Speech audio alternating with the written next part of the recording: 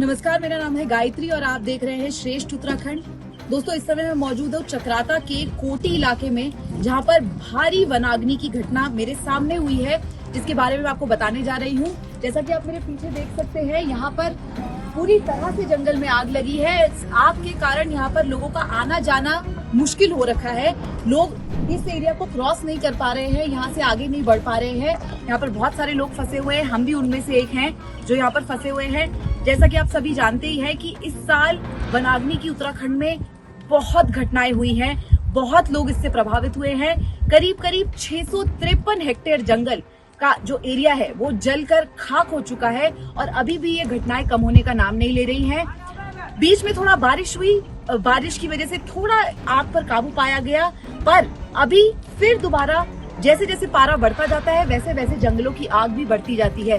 कुछ इसमें human factors involve होते हैं, कुछ नेचुरल फैक्टर्स की वजह से यहाँ पर आग लग जाती है। आप मेरे पीछे देख सकते हैं, पूरा का पूरा जंगल इस तरह से धधक रहा है और यहाँ पर बहुत घंटों, शायद काफी दिन लग जाएं इस आग को काबू पाने में। और हम लोग अभी यहाँ पर मौजूद हैं। आपको मैं बता दूं कि टोटल 1213 घटनाएं अभी तक हो चुकी है, जो अभी काउंट की गई है वनाग्नि की। और अभी और पता नहीं कितनी ऐसी घटनाएं होंगी जो अभी तक हमको नहीं पता है, जो अभी तक रिकॉर्ड नहीं हुई है ऑफिशियली।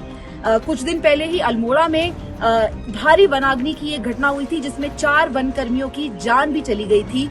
और इस समय यहाँ पर भी ये आग लगी हुई है। हमने और भी उत्तराखंड के कई सारे इलाके हैं जहाँ पर रास्ते में हमको दिखते जा रहे थे, बहुत ही भारी आग लगी हुई है। यहाँ पर जान माल का नुकसान हो रहा है, यहाँ पर पेड़ पौधे, पशुओं का नुकसान हो रहा है, लोग परेशान हो रहे हैं। हम कुछ लोगों से बात करेंगे यहाँ पर। आइए चलिए मेरे साथ, मैं आपको कुछ लोगों से मिलवाती हूँ, कुछ लोगों से बात करवाती हूँ, और जो यहाँ पर इस समय फंसे हुए हैं, जो इस घटना से प्रभावित हैं, इस इलाके के लोग हैं। तो आप कहाँ से हैं?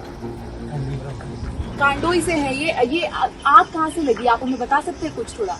ये हमें मालूम नहीं, हम कांडी रहते ही, मतलब उधर से। तो क्या लगता है क्यों लगी है आग? ये अब पता क्या, इतनी ज्यादा आग की घटनाएं हो रही है, क्या ये लोगों की वजह से लग रही है ये आग? या पता क्या आप किसने लगाई है, मतलब जो कुदरत लग गई।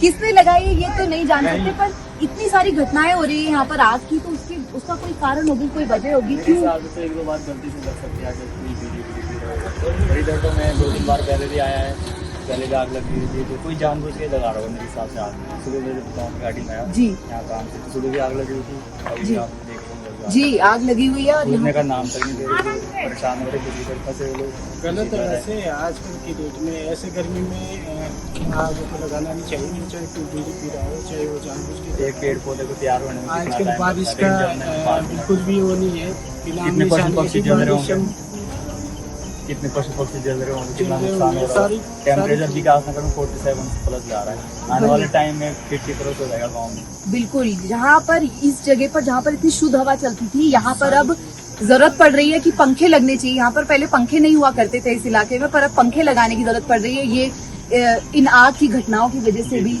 गर्मियों का टाइम जब विकासनगर, देहरादून जब हम पढ़ते थे, छुट्टी पड़ती थी तो गाँव में रजाई देते थे।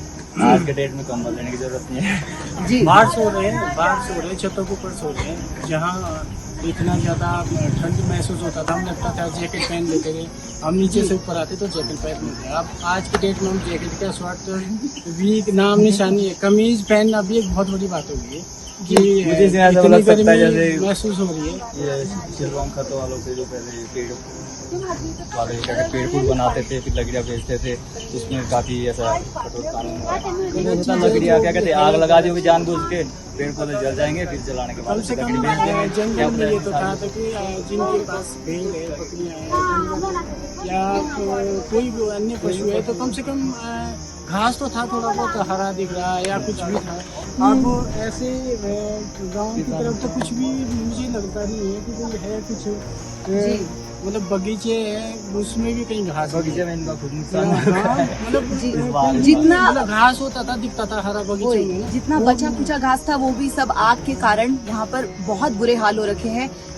जरा हम पीछे की तरफ को देखेंगे, लोग पैदल चलकर आ रहे हैं, गाड़ियाँ उस तरफ को छोड़ दी हैं दूसरी तरफ, क्योंकि वहाँ से गाड़ियाँ नहीं ला पा रहे हैं, क्योंकि ऊपर से बड़े बड़े पत्थर गिर रहे हैं यहाँ पर और लकड़ियाँ गिर रही है ऊपर से। लोगों का आना जाना आवाजाही यहाँ पे बहुत मुश्किल हो गई है, लोग बहुत परेशान हो रहे हैं। आग की घटनाएं हैं, थमने का नाम ही नहीं ले रही हैं, बहुत परेशानी का सामना करना पड़ रहा है यहाँ पर लोगों को बेसिकली।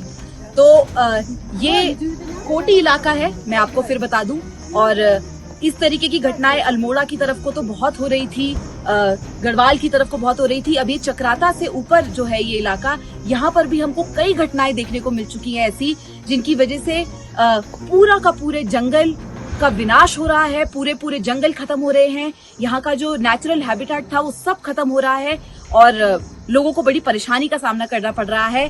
हम और अपडेट्स आपके लिए लाते रहेंगे इस बारे में और हम आपको और बताते रहेंगे। फिलहाल यहाँ पर जो हालात हैं आपके सामने हैं, जैसा कि आप देख ही सकते हैं। आगे जो अपडेट रहेगा हम आप तक लेकर आते रहेंगे जरूर।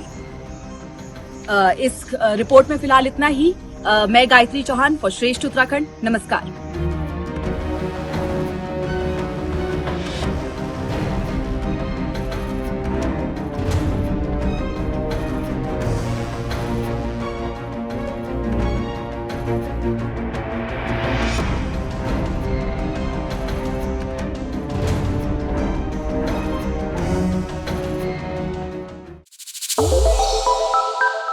श्रेष्ठ उत्तराखंड पर खबरों से जुड़े रहने के लिए चैनल को सब्सक्राइब और लाइक करें, बेल आइकन दबाएं और देखते रहें श्रेष्ठ उत्तराखंड।